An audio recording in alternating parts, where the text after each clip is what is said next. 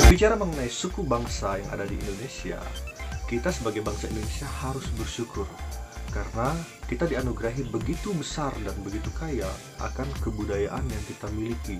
Salah satunya adalah suku bangsa, di mana bisa kita bangsa Indonesia memiliki berbagai macam perbedaan, mulai dari suku bangsa, bahasa, dan budaya. Kali ini saya ingin menjelaskan mengenai teori asal-usul nenek moyang bangsa Indonesia. Jadi, ada 3 teori yang menjelaskan asal-usul nenek moyang bangsa Indonesia. Yang pertama adalah teori Afrika, kemudian yang kedua adalah teori Yunan, dan yang ketiga adalah teori Nusantara. Yang pertama adalah teori Afrika. Teori ini menyatakan bahwa nenek moyang bangsa Indonesia berasal dari benua Afrika, yaitu sejak tahun 200.000 sebelum Masehi hingga tahun 60.000 sebelum Masehi. Manusia modern atau manusia awal yaitu Homo sapiens mulai menyebar ke seluruh Afrika. Sekitar tahun 55.000 sebelum Masehi, manusia mulai bermigrasi ke arah Asia Tengah. Pada tahun 50.000 sebelum Masehi, manusia sudah memenuhi Asia Tengah dan mulai memasuki Asia Timur. Kemudian pada tahun 45.000 sebelum Masehi, manusia menyebar hingga ke wilayah Rusia saat ini dan memasuki wilayah Eropa. Pada tahun 40.000 sebelum Masehi, manusia telah tersebar luas ke wilayah Afrika, Eropa, Asia Tengah, Asia Tenggara, dan Australia. Kebenaran teori ini masih menjadi perdebatan hingga saat ini.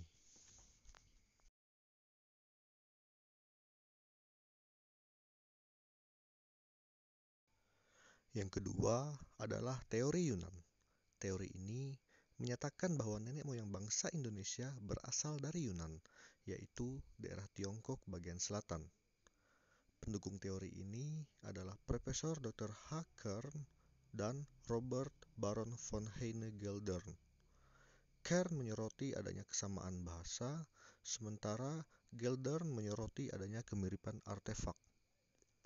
Berdasarkan teori ini, orang-orang Yunan bermigrasi ke wilayah Nusantara dalam 3 gelombang utama, yaitu yang pertama, kedatangan bangsa Negrito.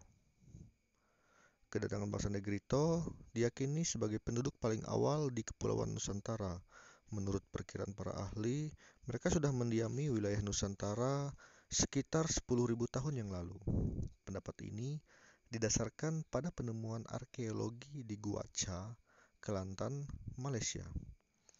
Ciri-ciri fisik bangsa Negrito adalah berkulit gelap, rambut keriting, bermata bundar, berhidung lebar, berbibir penuh, dan berbadan pendek.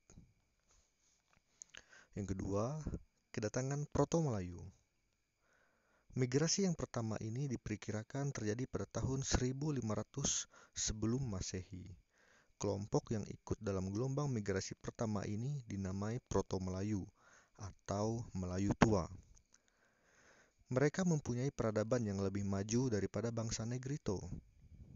Bangsa Proto-Melayu telah pandai membuat alat-alat bercocok tanam, barang pecah belah, dan perhiasan. Pola hidup mereka masih berpindah-pindah. Kedatangan Proto-Melayu diperkirakan melalui 2 jalur, yaitu jalur pertama menyebar ke Sulawesi dan Papua dengan membawa kebudayaan Neolitikum berupa kapak lonjong. Keturunan Proto-Melayu saat ini antara lain masyarakat Toraja. Jalur kedua menyebar ke Sumatera, Kalimantan, Jawa, Bali, dan Nusa Tenggara dengan membawa kebudayaan Neolitikum berupa beliung persegi. Keturunan Proto-Melayu saat ini antara lain masyarakat Nias, Batak, Dayak, dan Sasak. Yang ketiga, kedatangan Deutero-Melayu. Sekitar tahun 300 sebelum Masehi, terjadi gelombang migrasi kedua, yaitu penduduk ras Melayu Austronesia dari Teluk Tonkin. Mereka biasa disebut Deutero-Melayu atau Melayu Muda. Keturunan Deutero-Melayu saat ini antara lain masyarakat Jawa, Minang, dan Bugis. Bangsa Deutero Melayu membawa kebudayaan perunggu yang dikenal dengan kebudayaan Dongson atau Teluk Tonkin. Berdasarkan penelitian, alat-alat kebudayaan perunggu yang ditemukan di Indonesia sama persis dengan alat kebudayaan perunggu yang ditemukan di Dongson. Contohnya, kapak corong, nekara, bejana, perunggu, dan arca perunggu. Teori yang ketiga adalah teori Nusantara. Teori ini menyatakan nenek moyang bangsa Indonesia tidak berasal dari luar, melainkan dari wilayah Nusantara sendiri. Teori ini didukung oleh beberapa pakar seperti Muhammad Yamin, J. Crawford, K. Himli, dan Sultan Takdir Ali Sajabana. Teori Nusantara didasarkan pada beberapa alasan. Yang pertama, bangsa Melayu dan bangsa Jawa mempunyai peradaban yang tinggi.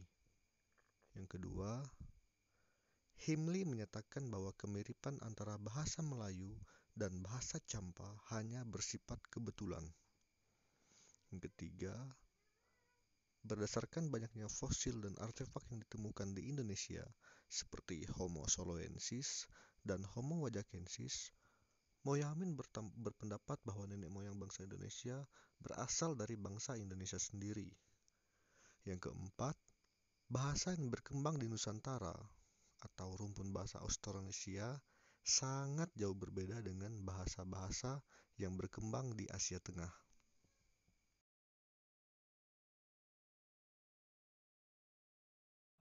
Nah, jadi demikianlah penjelasan mengenai asal-usul nenek moyang bangsa Indonesia. Semoga dengan penjelasan ini kita bisa menjadi mengerti bahwa bangsa Indonesia itu memiliki keanekaragaman yang sangat kaya, sehingga kita harus menghargai dan mencintai sesama kita bangsa Indonesia. Walaupun kita berbeda-beda, tetapi kita tetap satu, yaitu Indonesia.